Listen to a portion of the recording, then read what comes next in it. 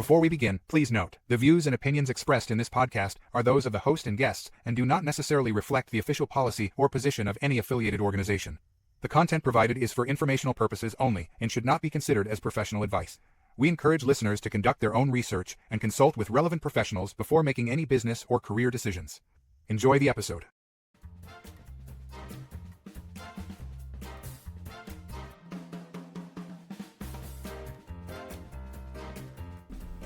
Welcome back to the Science Warriors Show, where we explore how companies make smart moves that transform their businesses and grow stronger and more resilient and establish operational excellence, which helps them become more sustainable.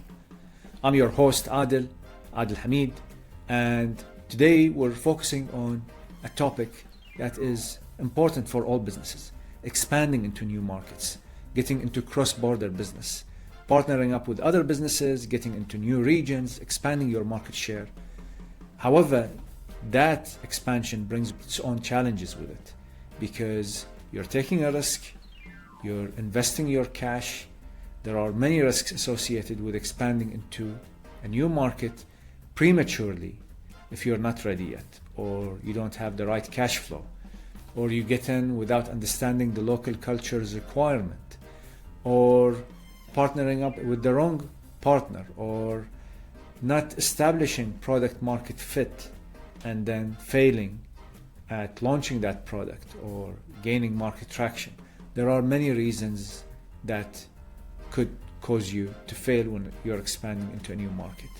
And today we're here to discuss these risks and the opportunities. I like to focus more on the opportunities. However, before we do that, let's explore some facts. If you're looking to enter a new market and be disruptive, it's always best to be prepared. And before you do that, you need to assess whether it's the right market, whether it's the right time, whether it's the right move for you as well. So I don't have any answers, but today I'm hoping with this discussion we'll get some answers that will help you have a better visibility of what you need to explore when you're entering new markets and you're expanding. But before we do that, let's touch on the opportunity, a few facts within our region. And when I'm mentioning our region, I refer to Africa, the Middle East, and South Asia. Of course, there are many emerging regions around the world, which I won't be touching on, but we are focused within this show on this region. The first one is that Africa has more than 400 companies that generate over $1 billion in revenue a year, which is amazing.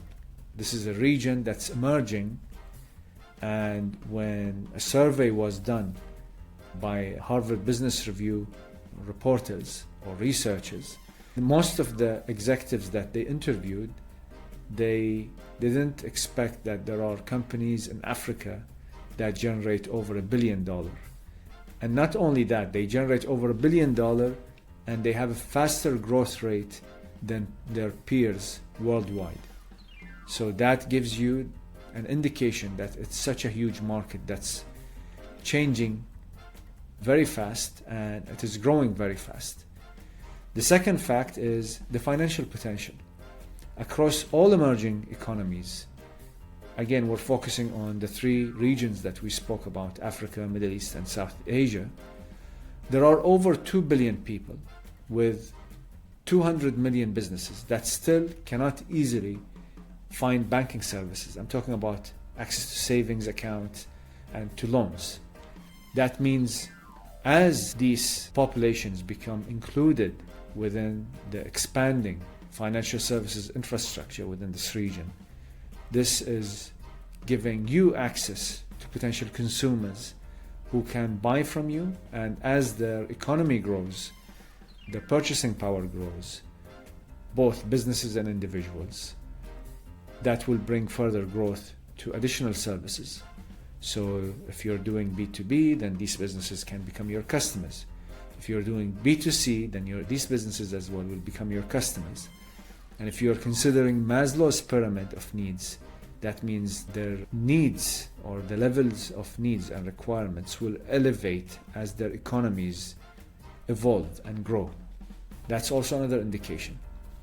And the third and final one that I'd like to highlight is the speed of the progress in the venture capital market in the Middle East especially. A report states that in the past 5 years, the venture capital industry has evolved very quickly or in a very fast pace, as much as it took other places around 30 to 40 years. That's a very fast growth and evolution pace that gives you another indication that the Middle East is the right place to be. I think of them as our region is catching up here. But because usually there is a learning curve, we're learning from others and avoiding the common mistakes so we can have a faster pace of growth. And this is where there are examples in many industries like the telecom industry, where there are regions where people don't have cables and fiber. Suddenly they go into having wireless with towers, mobile towers, where they have 4G and 5G. So it's sudden jump. They're skipping a few steps.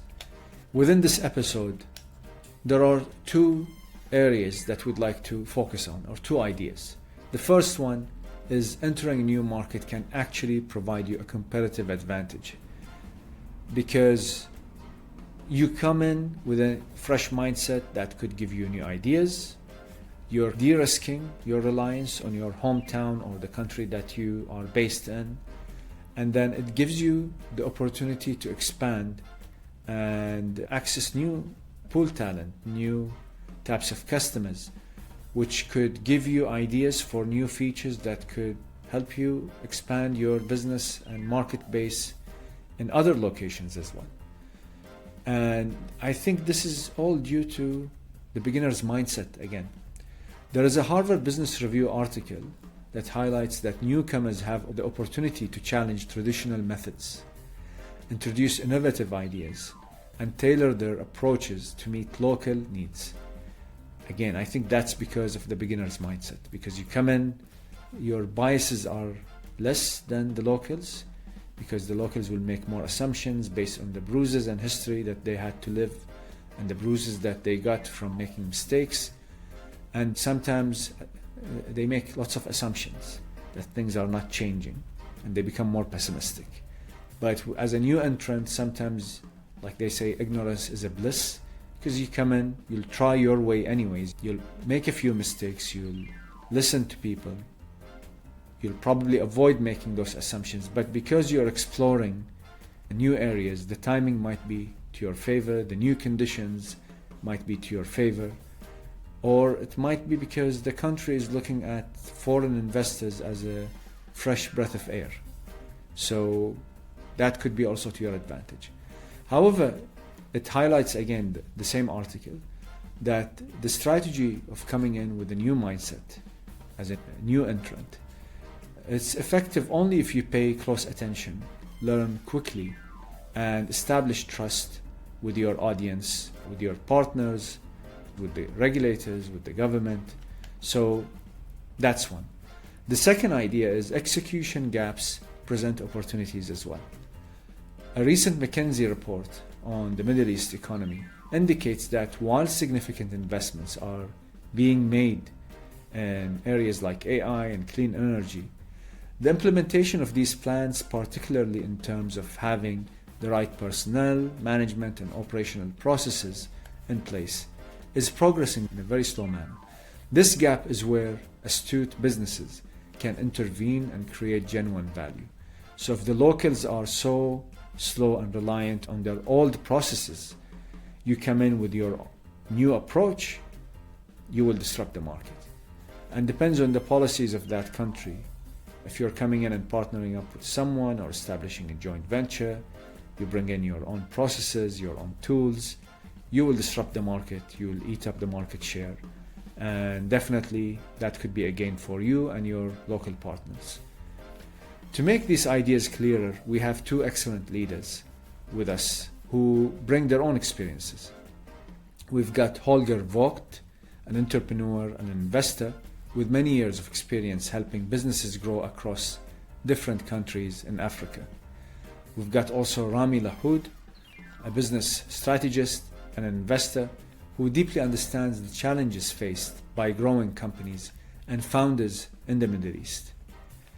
Together, Holger and Ramy will share what it takes to succeed, not just by copying others, but by working together, thinking out of the box, using your critical, analytical thinking skills to define what's the best approach to you, what are the right questions to ask, to raise your awareness of what is to expect, what could go wrong, and how you can devise the best strategy for you.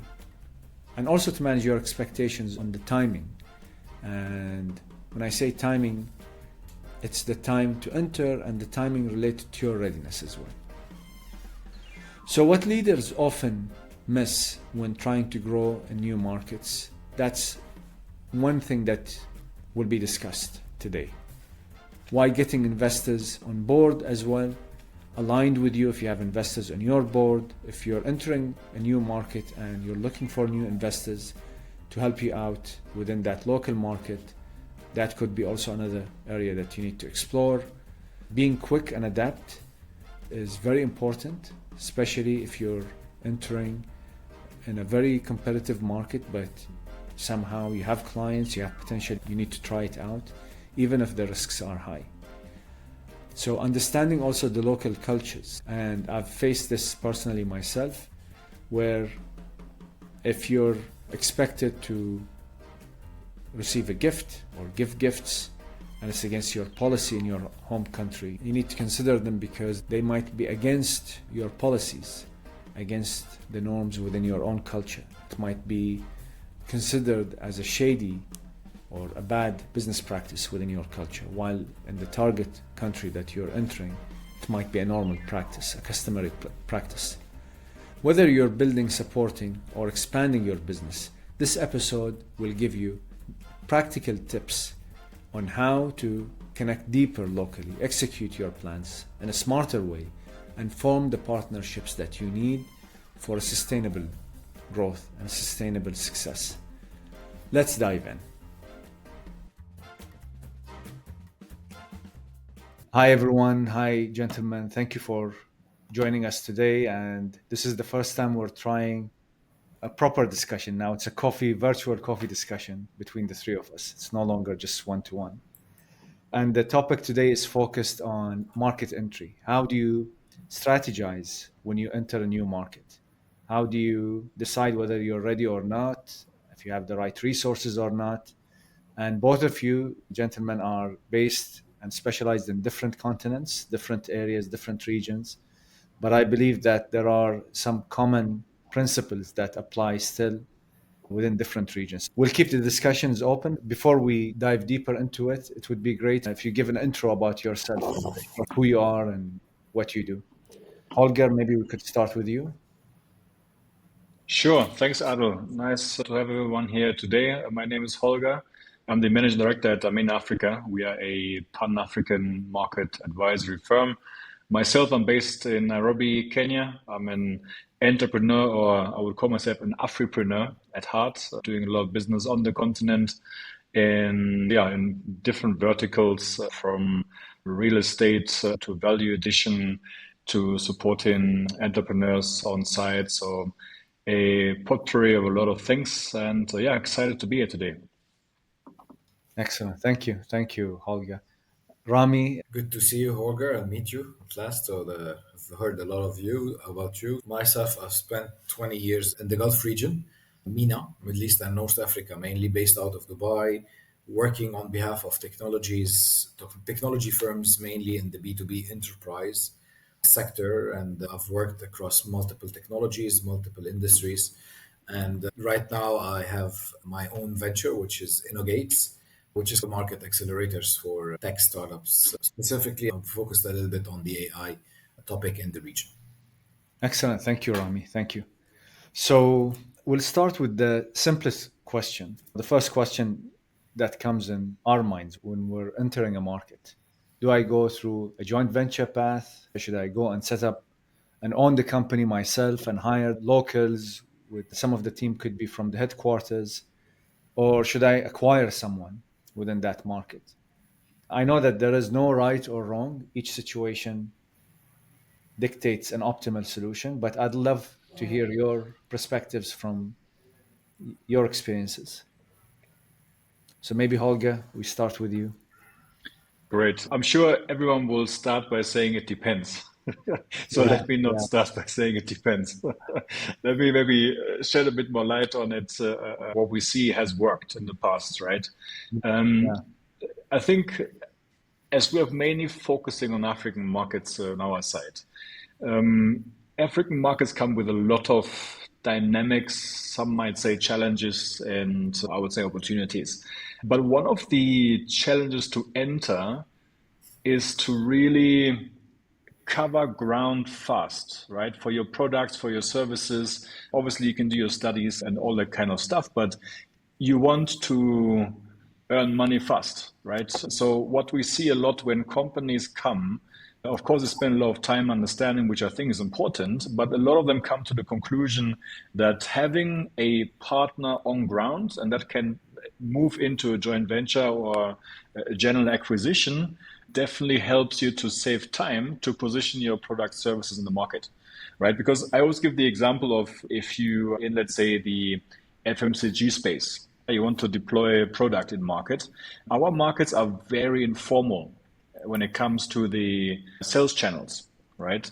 And for you as an outsider to build up those sales channels effectively and even understanding how they work, how to even recoup your money, you might as well invest a bit more money up front to buy yourself into a partner who has set up the structure over years, right? It will take you years to get anywhere close to where they are. So I think on that side, definitely going in on the partner model in whatever way you define it often saves you not just money, but a lot of time in particular. yeah. Thank you, Rami. What's your opinion there?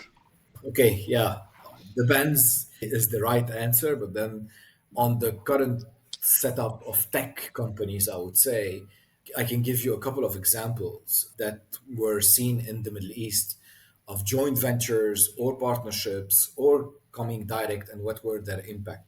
Now, on joint ventures, I can remember Alcatel Lucent, and that was probably 20 years ago, right? So 20 years ago, Alcatel Lucent built a strategic partnership in the local market with a family business, which was Al Futain back then. Historic footprint, obviously, large organization, legacy, a lot of legacy behind it. And then that gave them access to the market, but that gave them sort of kind of a diplomatic or strategic relationship at the top level. Now, fast forward, I think in 2008, it hit a ceiling in terms of capacity, in terms of expansion, like everything else, right? So they were discussing a distribution contract. I used to work with a distributor. And then it was a tough discussion. They needed to maintain a relationship without necessarily signaling a divorce, right? And then signal that they wanted to expand. They ended up expanding, but then a lot of frictions between the distributor scope, what is the relationship, what is the joint venture scope, and then if I am to recruit new partners to handle territories or handle opportunities, that there were always like friction. So it's difficult. Now, direct obviously has its advantage because you're extending your presence in the market and you're coming signaling intent to develop, intent to be closer to your customer, be closer to your market. It comes at a large ticket size, obviously. So, in terms of capital investment, it will require investment, maturity of the market, maturity of the solution that you're trying to bring in will all dictate whether that would be a success or not. And definitely the team that you're building. Are you pushing or parachuting people from outside to the region? Are you recruiting locally? So I've seen all kind of models succeed and fail throughout my 20 years of career here. And lastly, a partnership like the one Holger was referring to, while you understand from the partner the mistakes to be avoided, the regulations that he is more ready to address, and then have that matrix of who brings what to the table. And that matrix will decide, fine, I have more knowledge or on the technicalities, he has more knowledge on the market, established relationship, established channels, which are usually tricky to replicate if you want to replicate them coming from a different culture, from a different background. So I would say those three elements have to be gathered, and then there is not a single, I would say, case like the other. You need to evaluate all these items. This is very important. I mean, what you ended your statement with, that there is no one set blueprint or solution that can be replicated to specific cases. If you say that, if you have an FMCG product, then it's better to go through a channel partner. Yeah. Or you cannot say that, because each situation, each product, the maturity of the product will require a different strategy. And even like we were having a discussion, Ramy, the other day, one of the vendors that approached us, they had already customers in the region, but they never had an official presence. So their situation would be different than someone who has no presence. No one knows about their brand. Exactly. Amazing, amazing. So this brings also another topic, which is, or let's say, a critical success factor, which is the maturity of the market. How do you decide if the market is ready, and how to prioritize which market? Like, for example, if you're going to the GCC or Africa, how do you decide which country you go into first? Right? So since we're going in order, maybe Holger, you take the next one. That's an interesting one, because what we see a lot is when people target African markets, this is one of the first questions: where do we start? Unless they have already done their diligence on regions and stuff. Now, let me give perspective. I'll be talking about 54 countries, as diverse as you could ever think of. We have 2,000 languages on the continent. So I would even go a step further of saying, even if you have identified a market, even within the market, you have to ask yourself the questions: where do I start? Where's my commercial base? Which region do I target? What we see a lot is, obviously, I call the big five. The big five countries will always be on the top priority list.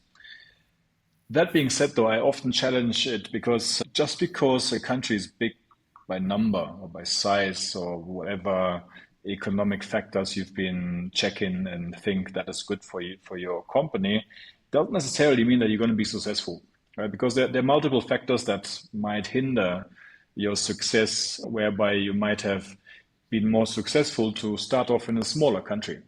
So again, I think Ramy alluded to it. It really comes back to what fits within your strategy and your mission.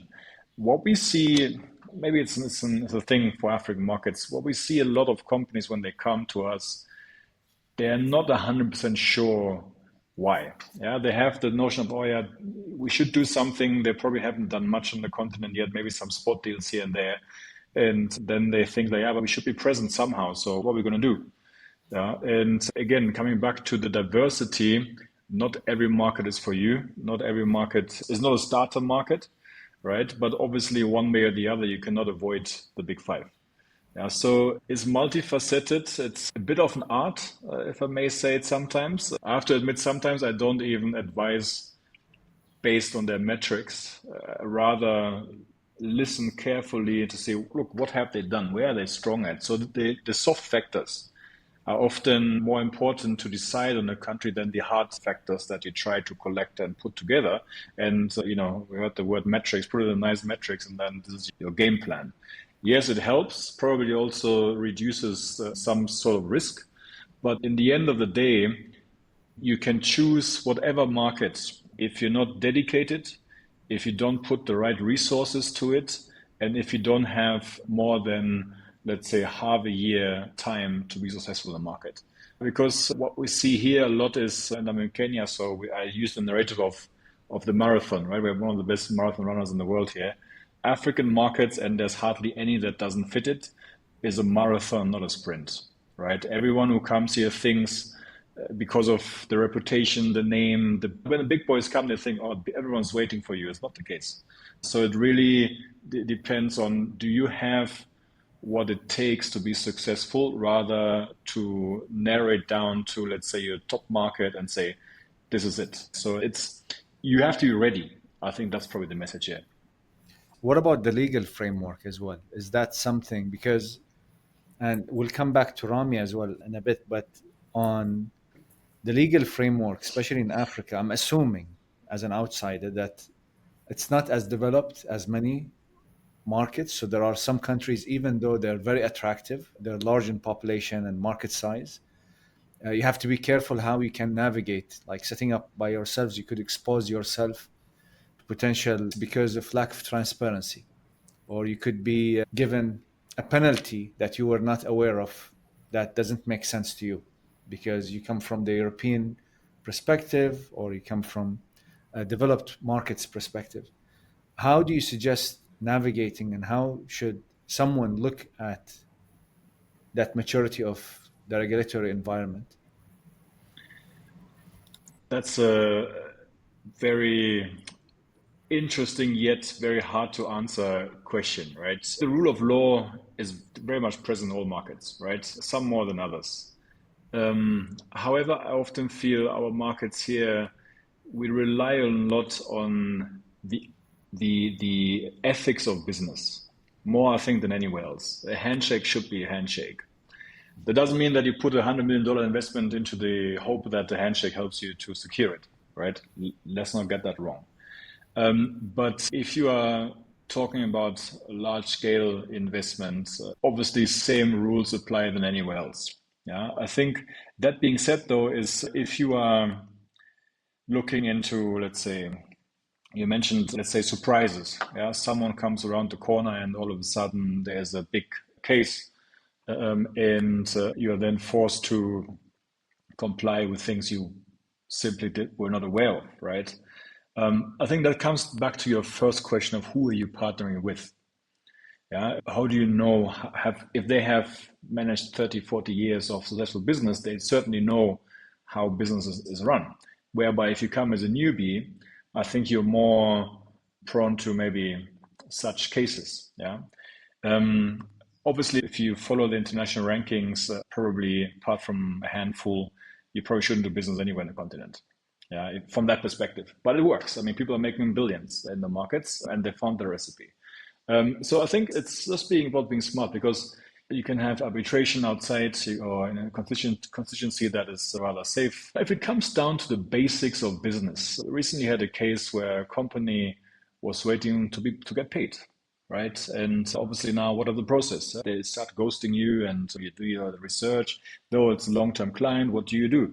So obviously you can go through the processes. They take a lot of time. The good thing here, let me put it this way. The good thing here is you probably get to being right eventually, but it will take you a lot of time and frustrations. And that's often, I think, where then businesses decide, look, we will rest it here. We try other means. And that's where I come back to my first point of saying that general business ethics is what really matters if you want to do business here. Yeah, and if you now go into, let's say, the large ticket sizes in the millions, you find yourself often that somehow governments are involved, which is not always a good thing, to be honest, because if a lot of investment comes in, you also raise a lot of expectations, and that can go both ways. But then again, you're not investing, let's say, 100 million, 100% by yourself, right? There's some local content involved where you use that as your security. It's a bit of I don't want to use the word gamble, but there is a certain risk attached to it. That's why I think the initial stages of investing and planning your entries is crucial. And I think one rule of thumb is don't make much noise. As simple as that. No matter how big you are, right? The more noise you make in the start, especially in the beginning, the more you are prudent to be, let's say, of interest, a person of interest or a company of interest. Yeah, yeah. That's a very, I didn't expect this advice. Actually, I thought that it's the opposite. You go and make some noise so that you attract the right attention and care. But it seems to be, it's not something that, it's against the usual expectations or the usual norms. Okay, that's amazing. Thank you for sharing this. Now going to Ramy, building on that same discussion and the same question when it comes to, we had this discussion multiple times. We've got people who approach us. Correct. They expect that the market has so much money and money grows on trees. And it's easy to just come and shovel projects. But they get shocked once they come in, True. right? True. And Yeah. connotation for this, we tell them there is, you're coming in the sand. There's nothing that is a straight line, and it's moving sand. So you can get yourself deep into it, right? So I would say infrastructure is important, maturity of the market, legal. But then I find some similarities with Africa in terms of the trust factor and the relationship factor.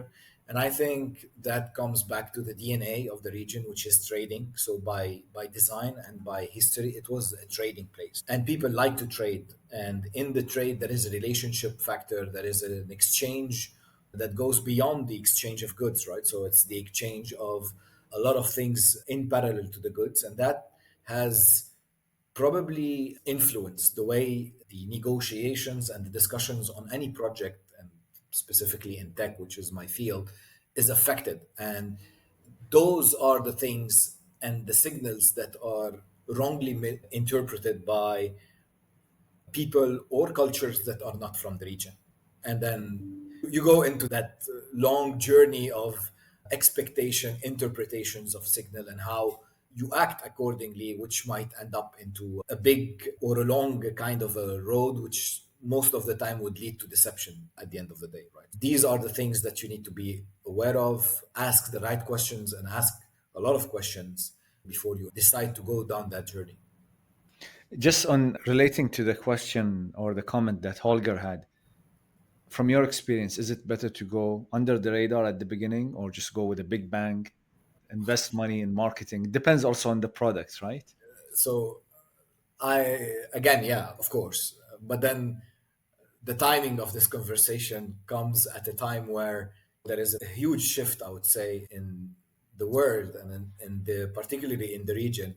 We just had 3 days of Trump visit, which for me is quite historical and pivotal for the region, but then for the foreign US policies. And if you compare it to the old visit of Trump, same Trump, right? Probably 7 years ago, and in between the other administration, and you compare the three visits, you see that there is a lot of change, there is a lot of approach that has completely changed the mindset. Now, reflecting back on this, within my 20 years of career in the tech landscape, I even have seen things this year, specifically this year, from the beginning of 2025, which I haven't seen before, such as interest today from the other parts of the region or the globe, even, not the region. So we're talking US, Latin America, Europe, Asia, and we're talking like literally the extreme part of that globe, having eyes and ears on the region rather than being the opposite. And then for once, it's not the oil that is important, it is something else, right? For the matter of fact, AI is a big contributor to it and is going to affect a lot of industries and markets. But then it's becoming clear that the region is changing the pace and is changing the rules of the game of being, rather than a follower, a trendsetter, right? So having announced the largest, I think, AI research center outside of US. Previously, last year, the $1 billion investment from Microsoft was G42 in Abu Dhabi. The cross investment actually between US and the GCC. So I think it's a new era that is setting the policy on trade mixed with politics, because at the end of the day, it's welfare for everyone. It's economic welfare. And while we can discuss and elaborate on much more how this will impact the region at a macro level at a later stage. Thank you. This is really helpful. And also highlighting that the region many of the companies here in the region were dependent on government spending. Yeah. Right. And that's how the oil revenue had direct contribution, and whatever money you make as a foreign investor or someone who's moving in here. Now things are changing. I think it started with Dubai as well, because I've seen, especially COVID was, I think, the period where it accelerated the growth of the population in Dubai. And many of the people were around me or at that time were mostly remote workers. They live here, but They work out. they work somewhere else. Yeah. So it's the lifestyle that started attracting people. And then suddenly we had an influx of, post the Ukraine war as well, an influx of Russian nationals as well moving here into Dubai. And that also set another level of growth in the population as well. And also the spending power.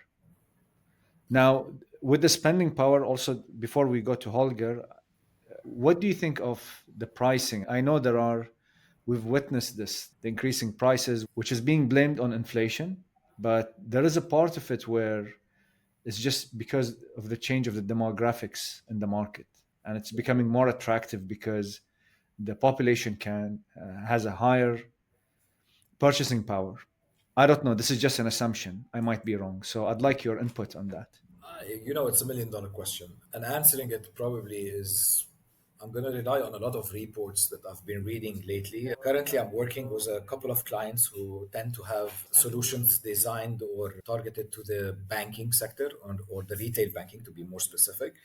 And I read that the most profitable banks in the past 5 years are in the Middle East in many senses, right? So not only because the banking sector has been thriving, influx of capital, influx of population, but they've been doing something right and they've been doing something right consistently. Now, in parallel to this, if you see the regulators, how they're coping was the fintech, if you name it, being it blockchain, being it crypto, being it sandboxes to embed or to accelerate the innovation cycle between the corporate and the government. On the fintech side, for example, we've seen things adopted here by the central bank in UAE, followed by the central bank in Saudi. I mean, obviously, those are the two largest markets, but then I've worked for some time in Bahrain. It's following Bahrain, which is the smallest market, despite its size, its scoping with the regulation. So there is something right that is being done so that the results are reflecting. Second part is the sovereign funds. So let's not underestimate I would say, good usage of sovereign funds in order to bring so that diversify risk and wealth outside of the borders, but at the same time inside of the borders. And PIF has been there for easily 5 years, quite active from the time of COVID, right? Initiating, creating companies, and this is diversification from the old. So all of this, I think, contributes to the welfare. And I'm talking government-driven initiatives that are affecting actually the economic cycle, and in parallel to this, that influx of capital, that influx of investors, and they're creating companies. There are companies today that are either relocating or being created and having headquarters here and then covering the world, right? So infrastructure is important, regulation is important, lifestyle comes obviously to decorate all of that. Excellent. Thank you, Ramy, for this insight. Holger, this brings another question, which is, in the GCC, the market is growing very quickly. And because also of Dubai and Riyadh and the growth that they have and the budgets that they have, it's a bit easier to predict what kind of quality you get. Like we were talking about having smart homes, which is a common thing in the GCC. Not a common thing as someone would think, but you can hear about it more often in the GCC than most of other emerging markets. Jumping into another topic, which is related to the product customization. Maintaining product market fit is more challenging than achieving it at the beginning, because many startups, for example, they get into product market fit, and then we know that terminology because of the startup world. Now, in the corporate world, or as the companies expand, they need to maintain, and they continue reiterating on how does that market fitness is achieved. In the GCC, as I mentioned, it's easier because of the infrastructure that's already there. But in Africa, I'm assuming, again, I might be wrong, the development of the infrastructure because of the size varies. So the readiness of the population also varies. How do companies deal with it? What's the usual advice that you give your clients when they come in? have a thick skin and a lot of take a deep breath. No, but obviously our markets here are some of the fastest growing markets globally, right? But also I think you also have to be a bit wary here because you have to see from which base are they coming. You mentioned infrastructure. One of the biggest opportunities, yet one of also the biggest challenges to operate in markets. Yeah? And it just starts with some of the basics, from the port entry to cold chain to rail to roads. That is something where I think Africa overall, especially in sub-Saharan Africa, is playing a lot of catch up. If you look at a market like South Africa, very well developed, they can definitely compete internationally, no questions asked, right? That being said, though, South Africa struggled with power over the last 2 to 3 years. Yeah, the word load shedding became quite popular all of a sudden, and companies react differently to it. One thing I also believe, African markets are not for everyone, right? It needs, you talked about market fit. It needs a reason. As much as I usually tend to say that we need and can consume everything, you have to know what. Yeah, it might surprise you that, let's say, a country like Nigeria, which is notoriously known for poor infrastructure, no power, and so on, is doubling down on attracting R&D centers in the pharmaceutical industry, right? And it's working. Why? Because I think the investments here are of a different nature where you have to, let's say, you're not just coming in as an investor, you're building your own ecosystem, your own infrastructure, right? It goes without saying. Obviously, that puts a lot of people off, right? Because now it doesn't just become your own investment. You have to consider a lot of different factors. But it's pretty much done and proven, right? And that's the way forward. I think also in future you'll see, I think that's where the similarities are with the Middle East, economic zones mushrooming all over, right? Because in the absence of organization or structure, that's what you deliver, right? So you have things from the traditional port zones all the way to digital hubs, right? Where now you find economic zones targeting anything white collar, anything tech, anything advisory services, etc. And they're booming, right? But it took that step to develop it from scratch, right? I was interesting to hear earlier what you said, government. Government is still the biggest spender, I think, almost throughout Africa. Maybe a couple of them not, but overall they are. But the difference is, do not expect anything from government here. Do not expect an investment from government. They even will try to make it harder depending on what you're trying to do or try to get involved one way or the other, right? So I think on those fronts, you need to consider a lot of areas for you to consider a market fit. And that's why I think I alluded to earlier, where maybe the biggest market might not be your biggest market because of the details that you have to consider when you actually enter and try to do business there, right? So it takes, again, a lot of efforts, some smart decisions, and also never just focus on that, let me call it single story, right? There are many stories you need to listen to before you can really decide this is my way or my preferred way forward. And one thing we also see a lot is even plan B, A might be the most straightforward or lucrative one.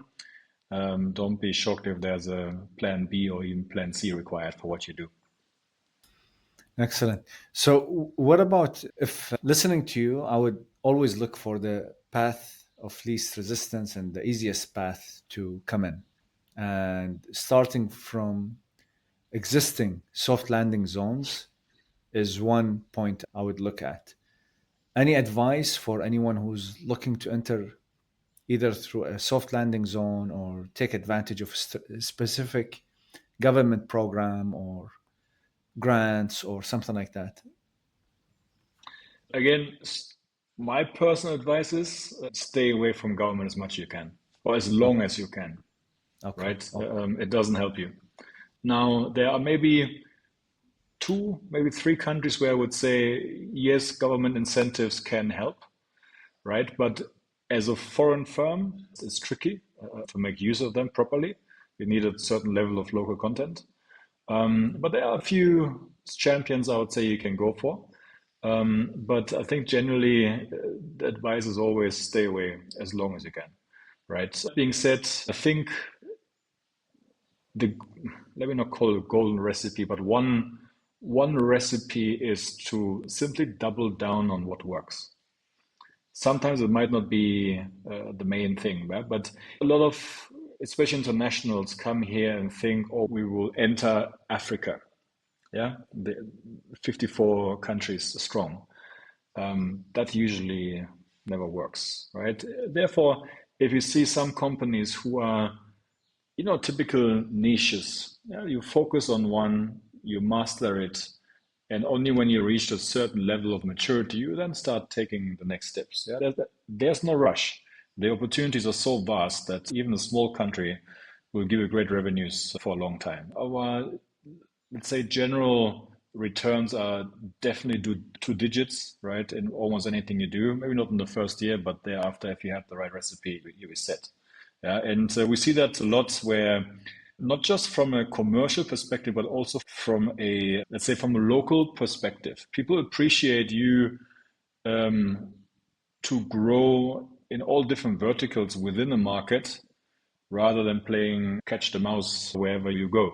So I think dedicating yourself to maybe a region, or if you look at, let's say, a country like Nigeria, 230 million people, double down on it. So you don't even need another market if you're just starting. Drive it to perfection and then decide, do I now go elsewhere?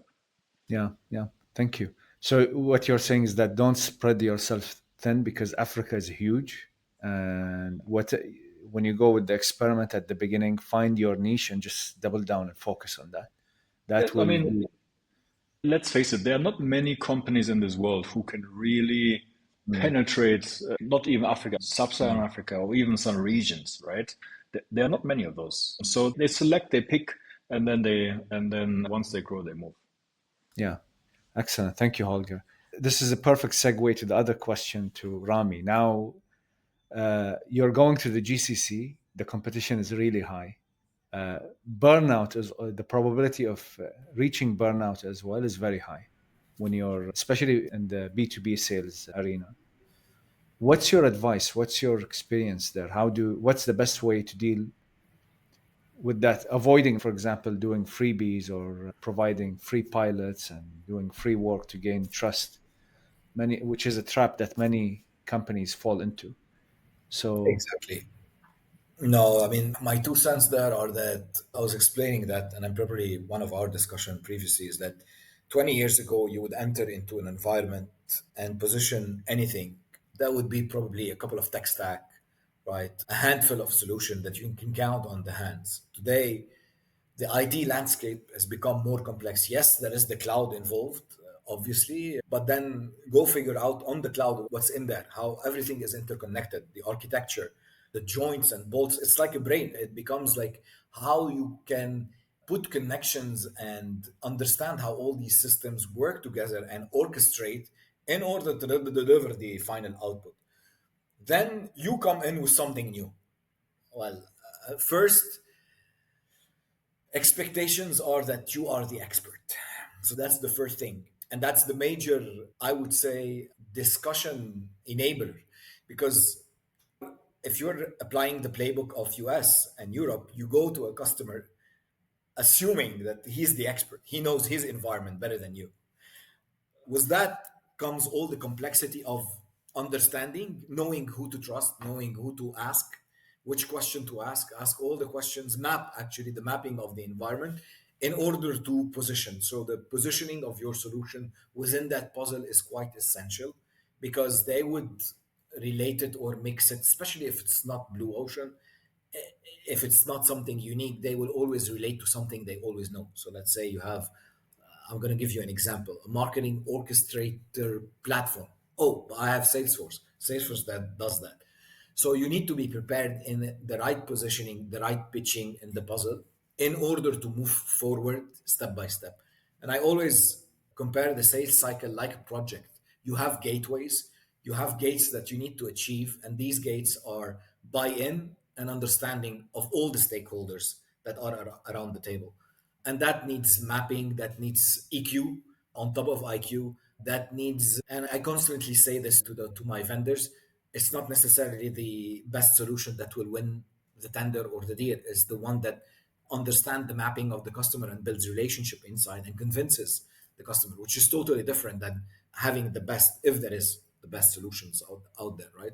So all of these elements matter, and you need to gather them, put them in a structured manner, and strategize. So again, there is no approach to a customer A that is similar to a customer B, because even in banks they work completely differently. They're structured differently internally. They take decision in a different manner. So that what brings complexity to the table, but then what makes actually the life of the commercial quite interesting and not boring, and hopefully not replaceable by the AI at one point.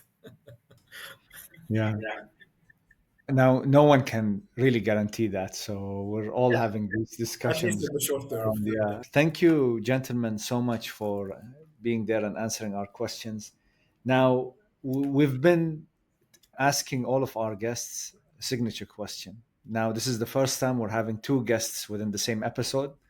But, anyways, I hope it works for the audience. So the question is 50 years from now, what do you want to be remembered for? Being as what when we leave this world? I don't know. Holger, if you have a thought that you'd like to share. I hope Ramy and I will not say the same.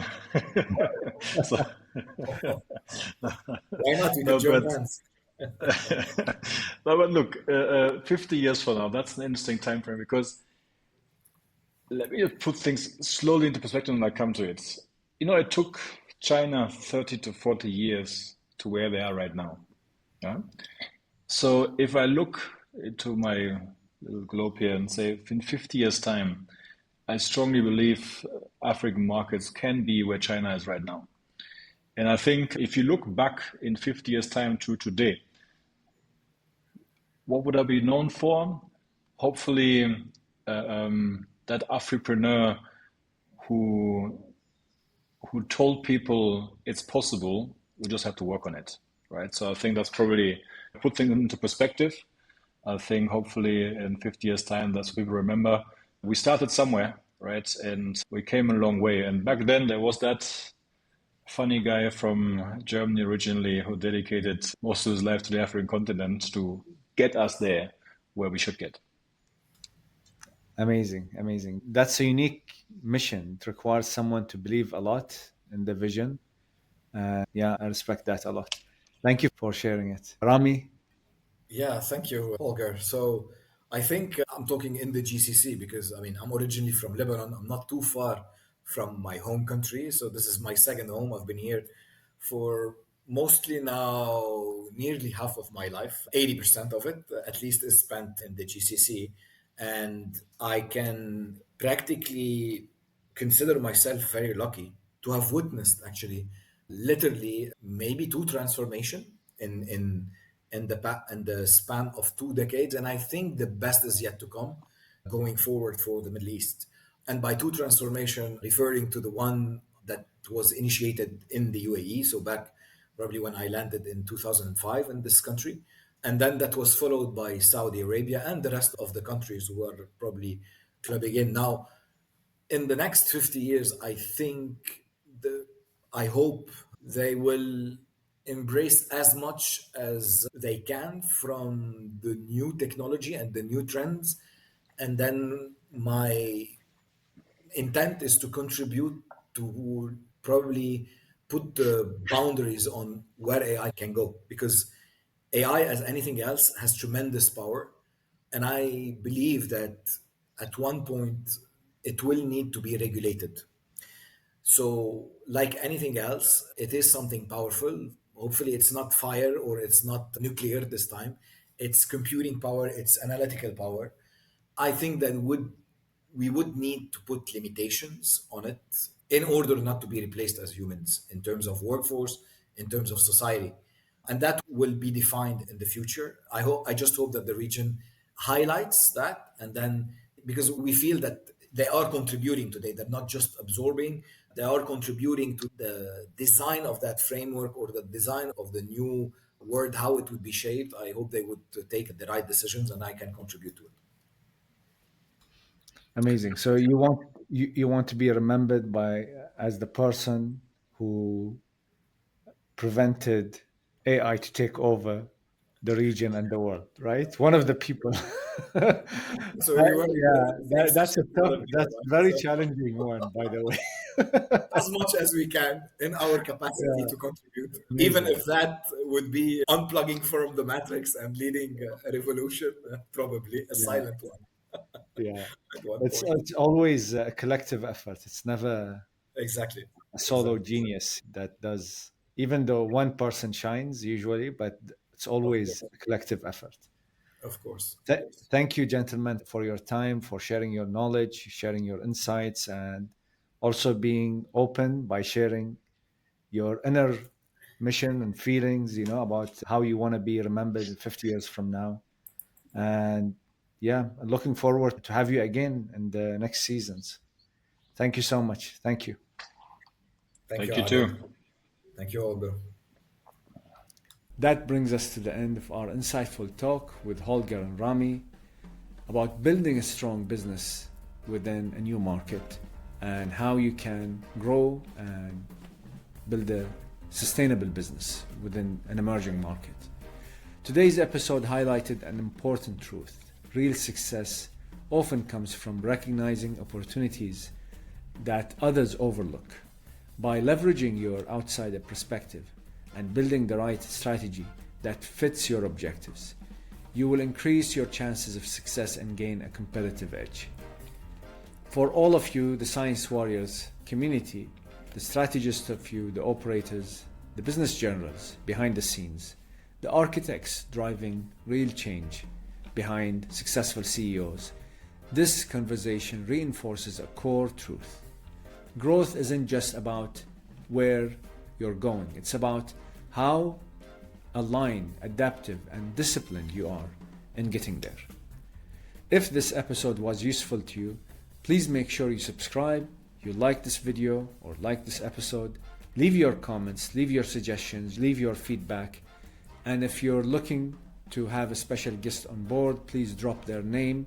We will contact them to make sure we bring them on board to our next episodes, and looking forward to our interactions. This is Adel Hameed reminding you behind every breakthrough there is a science warrior like you, making it possible. Until next time, keep striving towards operational excellence. Take care.